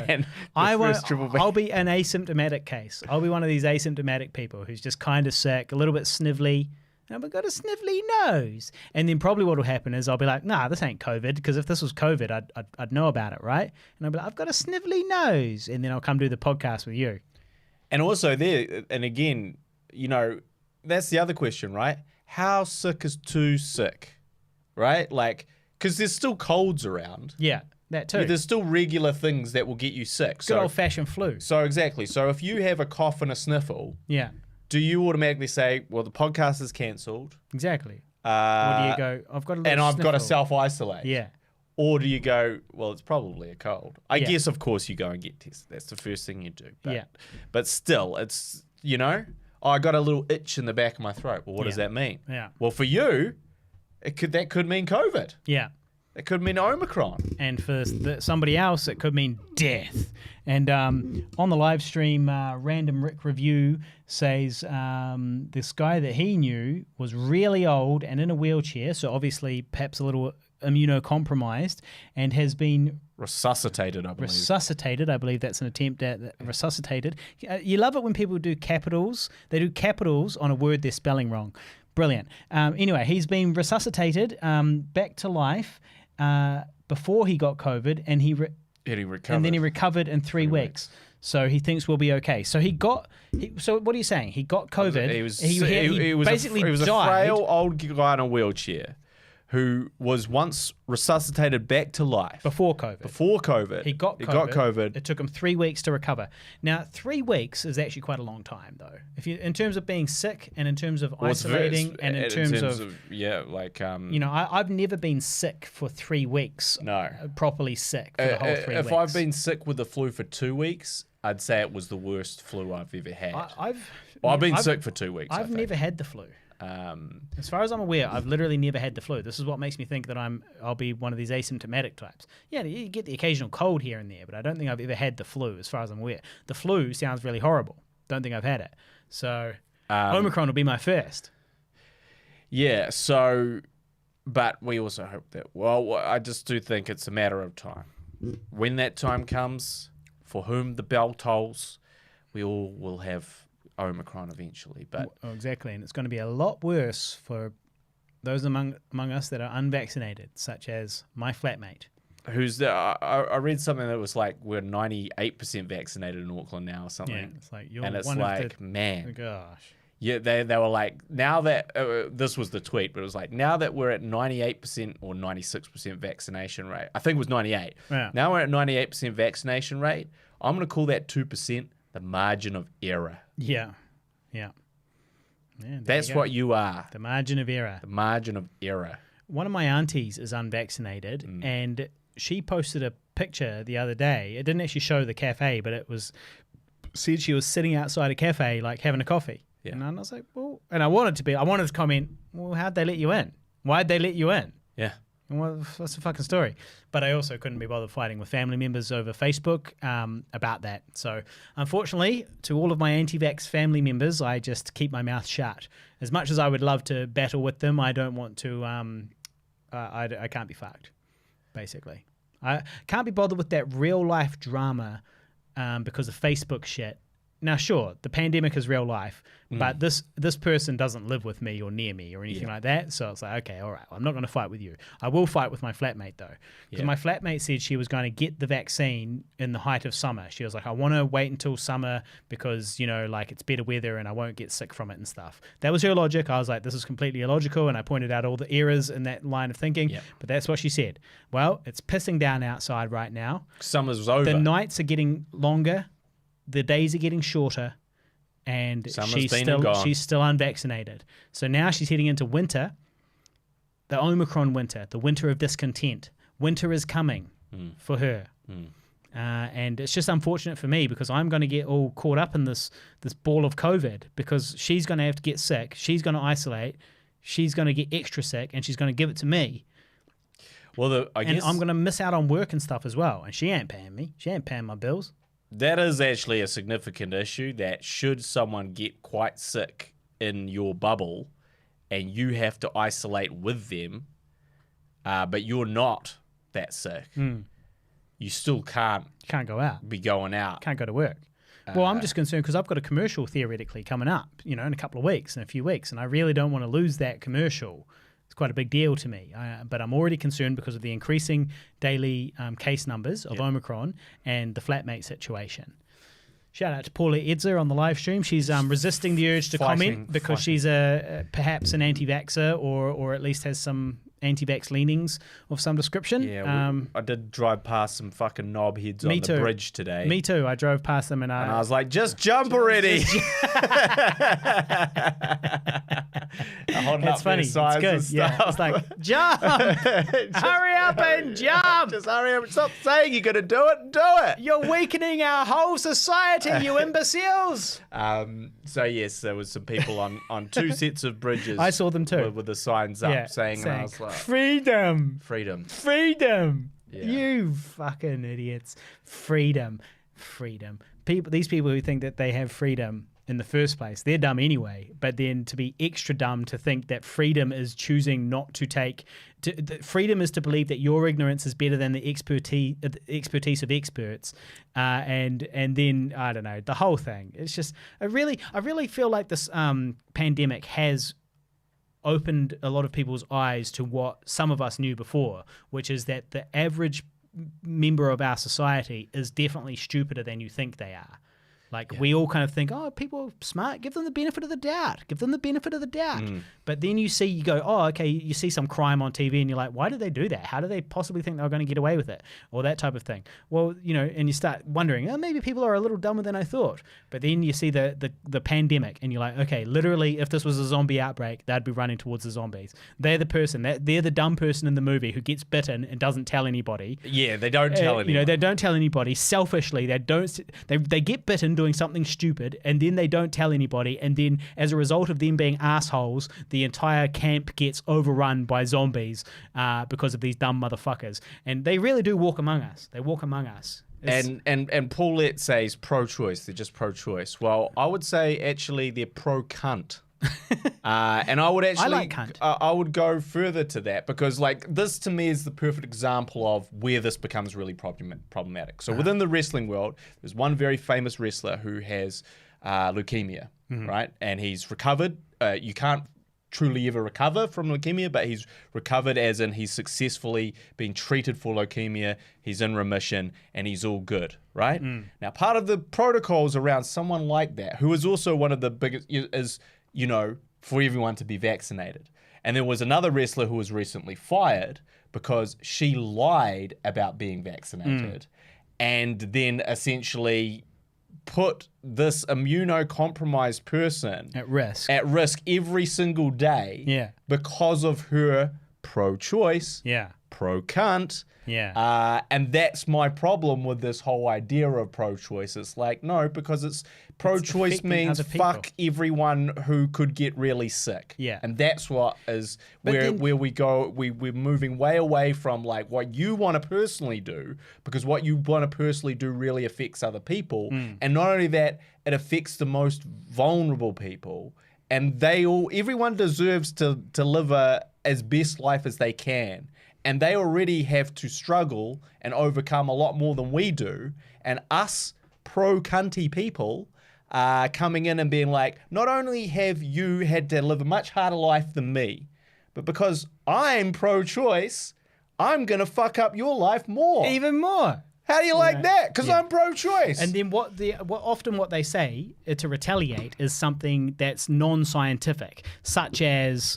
vaccinated people will put him at just as much risk, which is obviously just not true. Like if you were to look at the science, you go, okay, cool. So a vaccinated person gets sick, they get less sick than a normal, for a start, they're less likely to get it.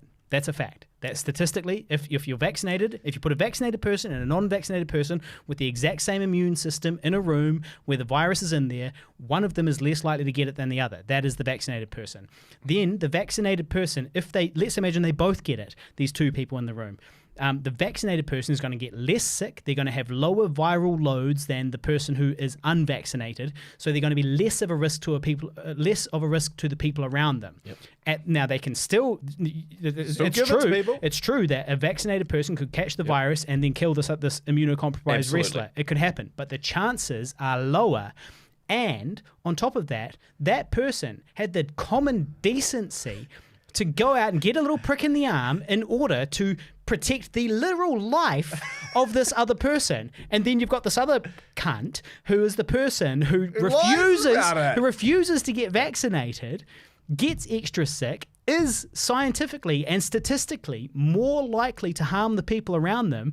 And then oftentimes these people are, I personally believe, quite stupid. They're a little bit dumber as well. So they walk around going, see, I was right all along. I'm totally fine.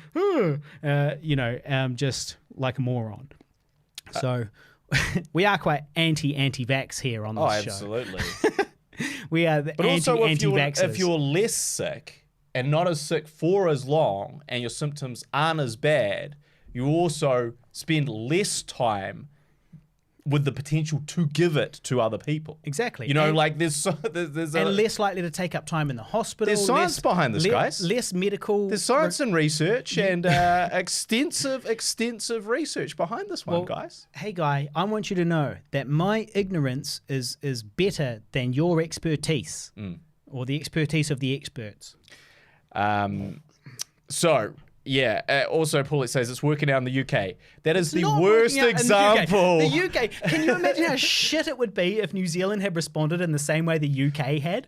They really fucked up. And the viral load is the same after 3 shots. That's not true. So I don't know where you've got that information that the viral load is still the same after 3 shots. The internet. She did her own research. Yeah. She did her own research. On the Freedom website. On the Freedom Facebook page. The Freedom Fighters Facebook page.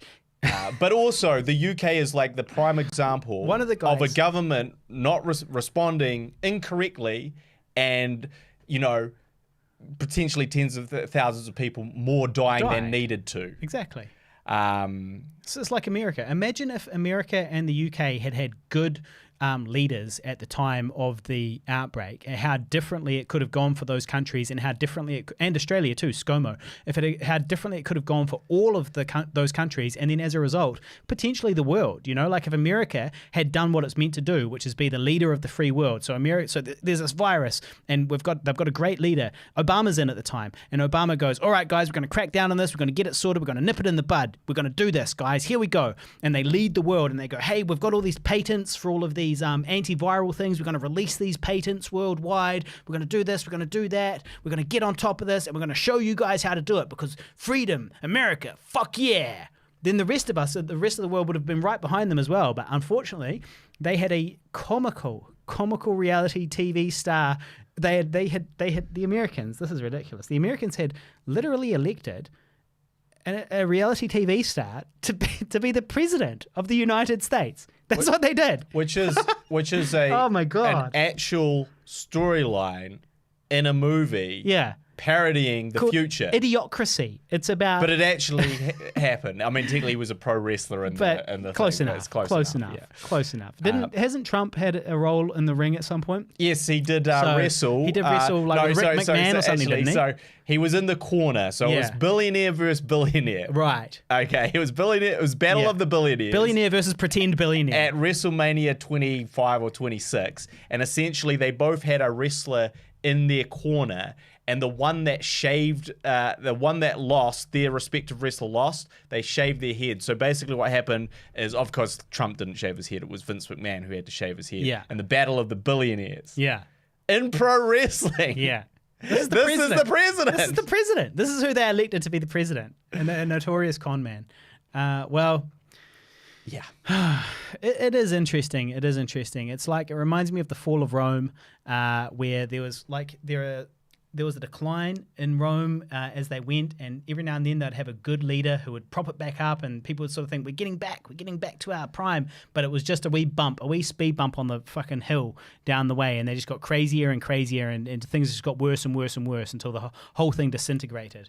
And sadly, it's the end of an era, but I think we're seeing that downward decline of the United States of America. Random Rick Reviews says maybe Vince will run for president next time. Vince McMahon. He loves wrestling too much. He loves wrestling too much. Might as well. I'll tell you who's going to be running for president, though, and will probably get it. Joe Rogan.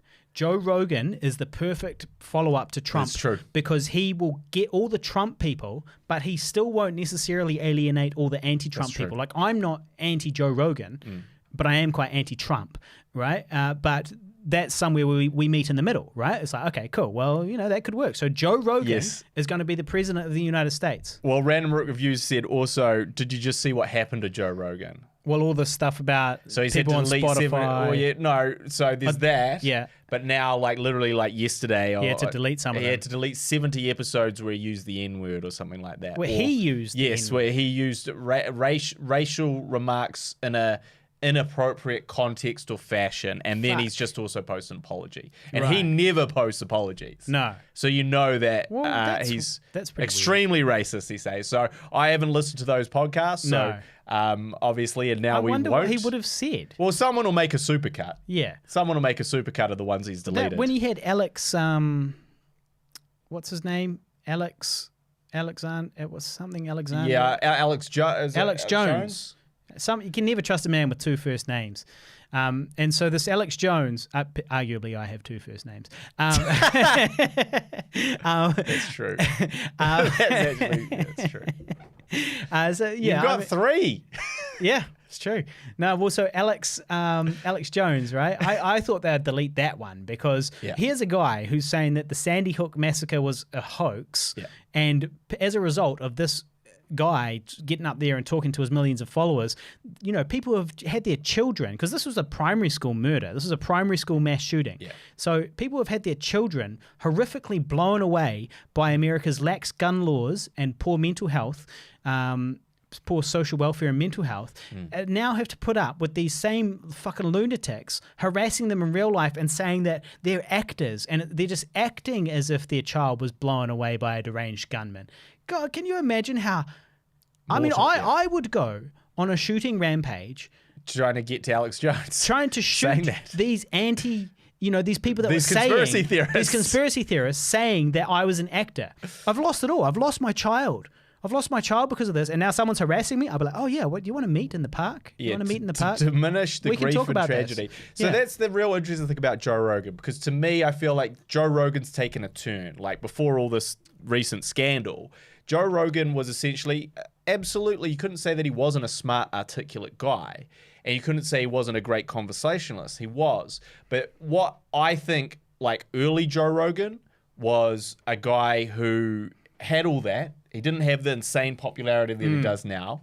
He didn't have the following, and he didn't have that sort of ability to influence as many people. And he was more engaged with engaging with his guest, as in he would go, he would question them a little bit. Yeah. What he realized is the less that he questioned them and the more he let them just spout their whatever it is, and a lot of time it's really not very good, right? It can be really quite questionable, but he doesn't go, hold on, what the fuck are you talking about? Which any normal person would do. But he now goes, you know what? What's more popular for my podcast is if I let them say their piece. And I say that I'm an impartial listener to their point of view. But this is actually very problematic stance to take. Well, because he's given them a platform. Because he's giving them a platform to say some really bad things. Yeah. And multiple times over, that if then are not questioned by the people that idolize Joe Rogan, which is millions of people worldwide, suddenly it's almost like Joe Rogan endorses. Even though he hasn't said he endorses, it's like, well, you gave them that huge platform. He probably paid them. You probably paid them. It probably gave them and you're certainly benefiting off them. He's benefiting from it. And so, how can you not in some way, if you don't on your podcast say any type of rebuttal, then suddenly it is at least an endorsement to some degree. And the only ones I watched of his show, I've only ever seen 2 episodes of his show. Neil deGrasse Tyson, Elon Musk. Those are the 2 that I watched in full. And he didn't... We just got some sort of follower. There appears to be a dinosaur dancing at the bottom of the screen. Bouncing dinosaur. Which will be something to do... I feel like I set that up at some point, but that might be somebody following us on Twitch or something like that. So thank you to whoever did that. So maybe Joe Rogan won't be running Maybe Joe Rogan just followed us. Maybe Joe Rogan's just been cancelled. Well, he's got literally the biggest podcast, second biggest podcast in the world. Yeah, but first biggest being the Guy and Harley podcast. If we've learned anything from like the world, and the outrage, lots of people get cancelled. It doesn't matter how big you are, you do sometimes get cancelled. But you can't cancel a podcast because the thing is, you can take it off Spotify. Yeah. So I saw a tweet the other day, and it was like, if Joe Rogan gets removed from if Joe Rogan, the man with the biggest podcast in the world, gets removed from Spotify, he will become, shuffles and checks notes, the person with the biggest podcast in the world. On something else. No, he just already has. He's already on those other platforms. He's already there. Like Spotify, he can lose Spotify and it doesn't matter. You know, like Spotify's got a bad rep anyway for giving its artists one cent per stream or less. You know, like, and so basically, if you're putting a return of JRE clips, Joe Rogan clips. If you're putting Spotify versus Joe Rogan, Spotify looks a lot worse than Joe Rogan. Spotify has got a pretty bad rep. So yeah, I feel like it's pretty interesting. I do. You can just host it anywhere. I do respect all the backlash that they're getting, though. I'm on Joe's side, just to clarify. Boy, now I'm gonna quickly say I am not on Joe's side. I'm on Joe's side here. Look, I don't think he should be giving these people a platform and all of that type of stuff. Okay, so you're not on his side. But I am in the sense that I don't think that we should be like, well, you got to censor him and cancel him. It's like, okay, so the guy wants to have conversations. Like literally, we could have on this show a conversation with somebody. And depending on whether or not the social justice warriors, the woke lefty social justice warriors agree with it or not, they could cancel us over it. Yeah. They could censor us. That's just censorship. That's just control. Like, that's bullshit. I should be able to have a conversation with whoever I want, as long as that conversation is not go out and like hurt people based on their sex or their gender, their sexuality, their gender, their skin color, their religion. You know, as long as it's not hate speech, then he should be able to have a conversation with whoever he wants to. And if you don't like it, don't fucking tune in, right?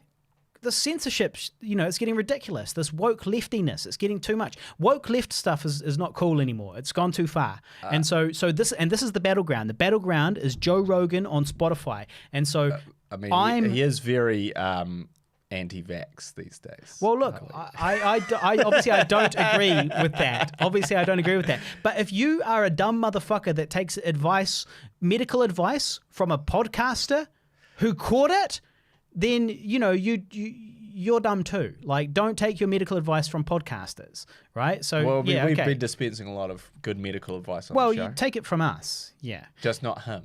But not him. But us. No. But like, come on. Like, you haven't been doing your research, Harley. No, I have. I know he's he's said anti-vax things. I do know that. But it's not really about Joe Rogan. It's about the censorship thing, where it's like you can't just be going, okay, ban him, block him, ban him, block him. No, he should have as many conversations as he wants, and I'm okay with that. And you got to draw the line somewhere. Sure, but so you're saying that if 20 million people love Joe Rogan, and in Joe Rogan we trust, right? And he goes, so, you know, you don't really need to wear masks. Yeah. And you don't really need to do these things. And you know what? It wasn't a big deal. And these alternative treatments, they work for me. They were really good. They're all flying in the face of science, right? Yeah. All of these are things, which influences 20 million people. Okay, but you don't cancel his podcast. You charge him. You charge him with being a public health, well, but that's problem, I guess that's right? the same thing, like though, right? If a person gets up there and tells people, don't wear a mask, and then people die, you go, okay, oh, good work, Mr. Rogan. I really love your podcast. Anyway, here's your court summons this is affecting people's lives. You know, and let the courts figure it out. But you don't censor him. You don't consider, though, that sort of reckless endangerment. That you don't consider that the spread of misinformation. That's what you charge him with. Yeah, well, you know, the other way to stop that is to censor him. is to censor him. But I guess the problem is, how do you decide who gets censored? Sure. You know, like, how do you decide? I don't agree with those views, but I do like the idea that he provides a platform where people can talk about stuff, and then we as the listener get to decide for ourselves. I guess it'd be a problem if he was constantly always on one side of every topic. Well, he is constantly on one side of the COVID conversation. Yeah, and that's why people like Neil Young are logging off. Yeah. That irrelevant singer from yesteryear. Well, to be honest, there was a great article about it. I think a lot of people are going to... I don't think this one's going to catch. Well, there's a few other artists that have now followed suit. Yeah. But also Neil Young was like, look, I'm not telling you to fucking, it's me or Joe Rogan. Like, which I think is like, the media has placed it that way. He's like, I'm saying I don't agree with Spotify providing a platform for dangerous misinformation.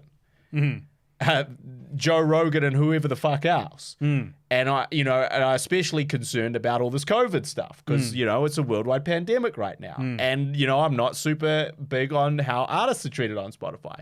So all of these things are leading me. I'm not telling you it's me or Joe Rogan or cancel Joe Rogan. I'm telling you it's like from a philosophical and moralistic point of view. He's had enough of Spotify. I have to withdraw because you let people like Joe Rogan do this shit. Yeah. And, I can't actually fault Neil Young for that, Yeah. He's, and it's like, yeah, so everyone's like, yeah, who cares about Neil Young? Yeah, who does care about Neil Young? But actually the principles that he's talking about are quite important to care about. Jeremy Howson, shout out to Jeremy Howson. He started listening. I respect his right to at 1.5 withdraw speed his music. To see if he'll catch up. You will never catch us, You mate. won't catch up. You'll never catch us. Because we speak at 2 times speed. Yeah. So good luck. And also because we're getting the fuck out of here. Yeah. But yes, anyway, thank you very much. And shout out to Selena Spain as well. She's enjoying the arguments. So that's good. That is a very important part of the show. So yeah, shout out to Selena, shout out to Paulette, shout out to Random Rick, shout out to Jeremy Howson, shout out to Wazza and Tanya and all the other guys at Tyler the website, Tyler the VFX creator. Shout out to all of you dudes and dudettes. Thank you so much for tuning in. Make sure you please hit thumbs up. Make sure you subscribe wherever you are, and if you could write us a review, go watch our movies on iTunes and on olderfilm.com and all that type of stuff. That all really, really helps us and helps this show, and we very much appreciate it. And we will be back every Sunday, theoretically, approximately, at 5 p.m. And we hope to see you on the next one. Don't take health advice from Joe Rogan. Don't take health advice from podcasters at all. Do take health advice from research and specialists in the field. Well, what if it's a researcher and a specialist in the field who does a podcast? Then you can take advice from them. Yeah. Okay. But then again, they're going to be like, Paulette will be like, well, I've got a researcher in the field. It's this discredited quack who's got a podcast. I have to take the perspective of the discredited. I'm going to take this rather than the thousands of yeah. Anyway. Yeah. Well, real medical professionals don't have a podcast because they're too busy saving lives during the global pandemic. Yeah. I mean, some of them do have podcasts. Yeah, obviously. Yeah. Shout out to Joe Rogan. I know you listen. Shout out to Joe Rogan. Has he been cancelled? We'll have an update for you next time. We'll have to listen to the supercut of all the bad things that he said and go from there. We can decide if he's been cancelled. Maybe we'll cancel him on the Guy and Harley podcast because we have that power and influence. We are also on Spotify. We are. We're not getting paid for it. We are all the same things as Joe Rogan. Yeah. On a macro level. On a micro level. We could get cancelled just for this. If we're going to cancel Joe, then we're equally as cancelable. Well, they'll cancel you because you said you're a Joe Rogan supporting advocate. Him. No, but I'm supporting the idea that we don't just cut and censor everybody just because we don't agree with everything they say. And I think there's a lot. I think he's done a lot of great stuff. Like Neil deGrasse Tyson and. I don't think you've. Okay. What? Like he's provided. That's the thing. It's like, yes, okay, you've provided a platform to these people. Yeah. Well, that's good. Yeah, that is good. But you've provided a platform for all of these people. That's quacks. really, really bad. Yeah. For a lot of people. Well, when he had Alex Jones on, I was like, yeah, fuck this guy. Fuck this dude. And then when I heard about the anti-vax thing, I was like, well, fuck this dude even more. But I still wasn't like, we've got to cancel him. I was like, that's too much. This cancel culture shit. Yeah, what we need to do. You haven't done your research, Harley, because you don't know what he said that he's now apologizing for. Well, it's true. This is news from yesterday, so I'm not entirely up to date. But I will need to do your own research. That's our advice on the show. Do your own research. And also, I will end this show by saying, cancel culture. Cancel it.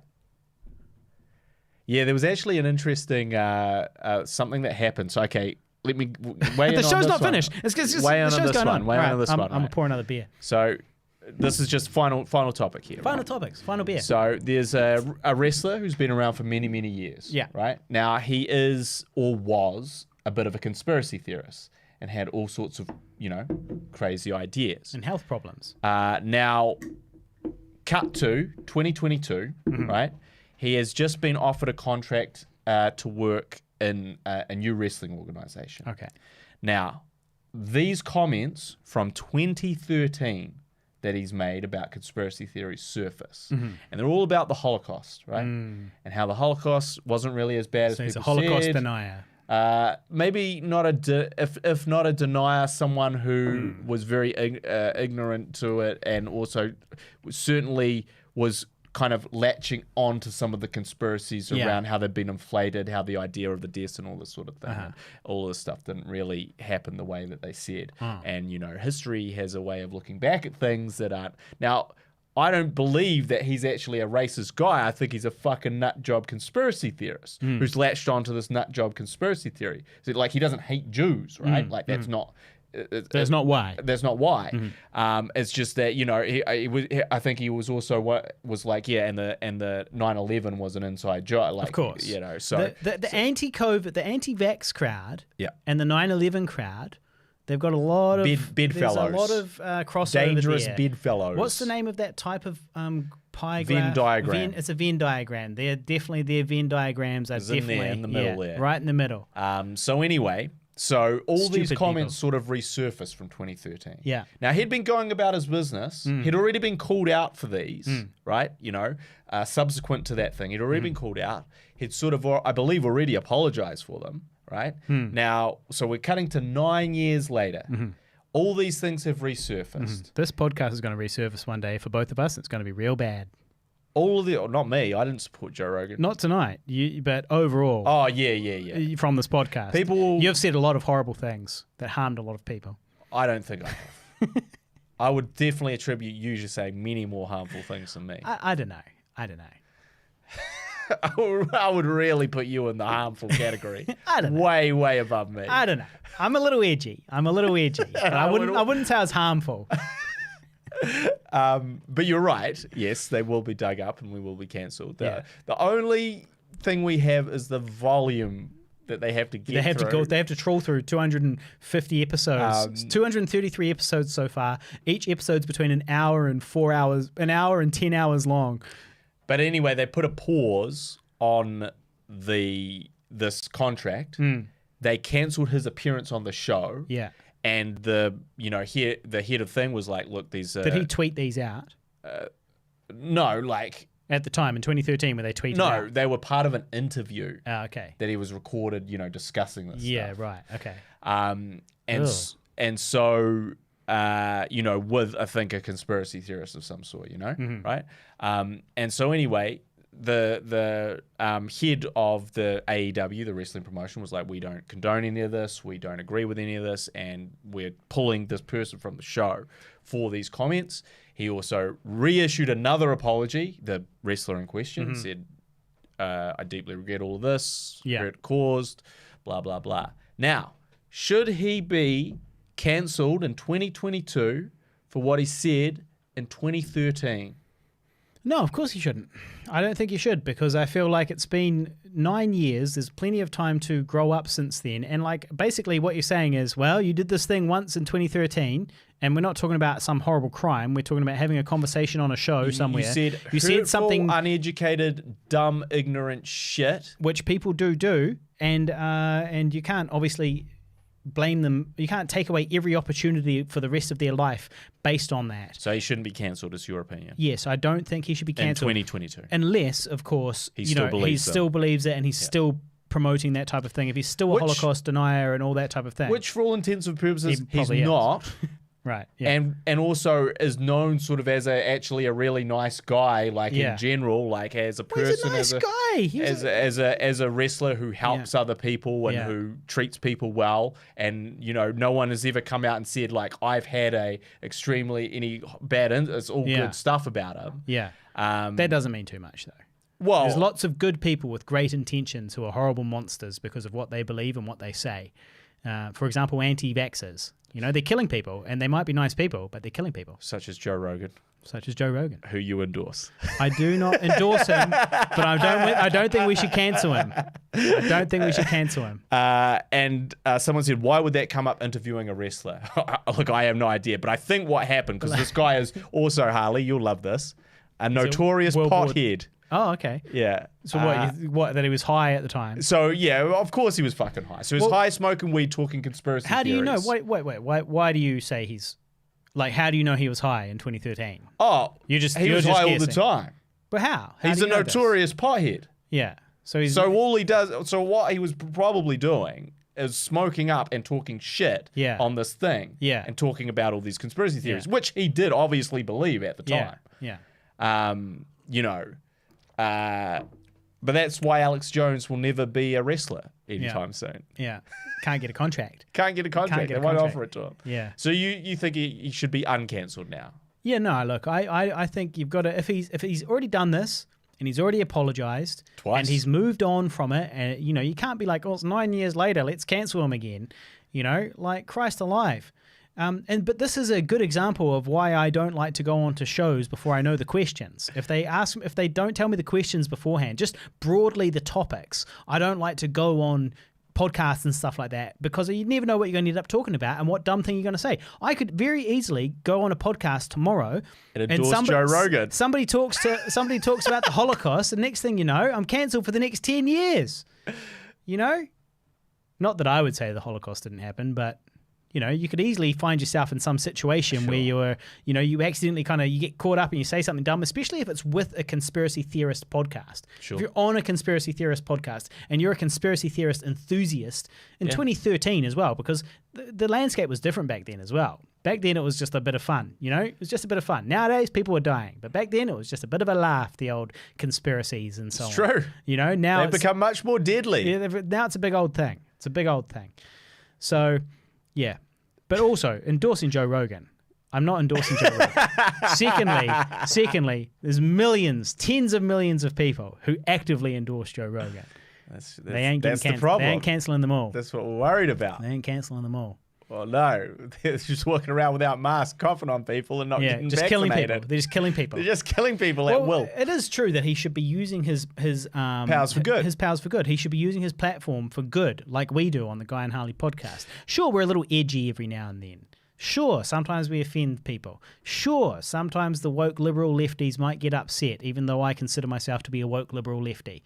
Yeah. But overall, we use our powers for good. We're trying to get people to, you know, do the right thing, be kind to each other, look after yourselves. We do listen to the experts. These are the theories that we do listen to those experts. Exactly. And we're experts in filmmaking, so obviously that's our own opinion when it comes to that. Yeah. But, you know, when it comes to pandemic response, we definitely listen to the experts. Yeah.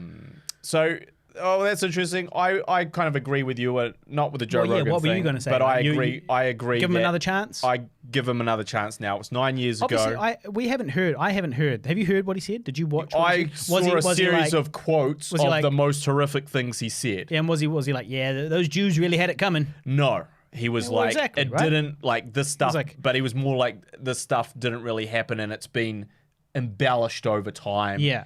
And then the thing about the Twin Towers, it was, I can't remember. He said some person flew into it because it was all part of some plan, whatever. Yeah. Nonsense. Absolute nonsense. The evidence for the Holocaust is Brian Kendrick. Undeniable. Great wrestler. Very good wrestler. There's a lot of evidence for the Holocaust. A lot. And then there's also... It's all over. I mean... There's literally mountains... They've dedicated museums to it. There's mountains of bones. Well, you could not quite literally mountains, but there's mountains of bones which prove that the Holocaust happened. It's just far too big to fake. You just can't fake it. And so same with 9/11. You just can't fake it. It's too big to fake. As a person who occasionally works as an event manager, I've got to wrangle people and places sometimes. And the idea that you could get thousands of people to cooperate at the same time and all perfectly keep a secret and get this job done, such as putting in all the explosives required for 9/11 and sourcing them all and then taking them all into the building and then putting them all around the building with nobody noticing and then, pretending to fly a plane. I think I saw one person who was saying that the planes were CGI. So all of the camera angles that we have of all of the planes going into the building, it's all fake. It's all been placed there by the government or the CIA or something. It's just nonsense. People, it's not, you can't do that. It just doesn't work that way. So, yeah. Anyway, I didn't hear what he said, but probably don't cancel him. Yeah, I think he deserves another chance now. Cancel culture. But I do think we might want to minimize Joe Rogan's anti-vax convos on his podcast. Yeah. Well, we can talk about what a moron he is. I do think maybe he wants to be... Spotify should censor him from certain topics. Yeah. Like that. Because they kill people. But if we talk about masks and vaccines, is that okay? Because we're towing the line. But because he's on the opposite side of it, he should not be allowed to talk. Well, it's to do with influence as well. Yeah. So it's not just. So if our podcast gets popular. Yeah. So if we have, hundreds of millions of listeners worldwide, and we don't advocate for the scientific data and research around something, then we should potentially be censored. Yeah. We are experts at film, so it can't happen. They can't censor us because we're film experts. Yeah. Right? Yeah. So we can only be censored around things we don't know about. Yeah.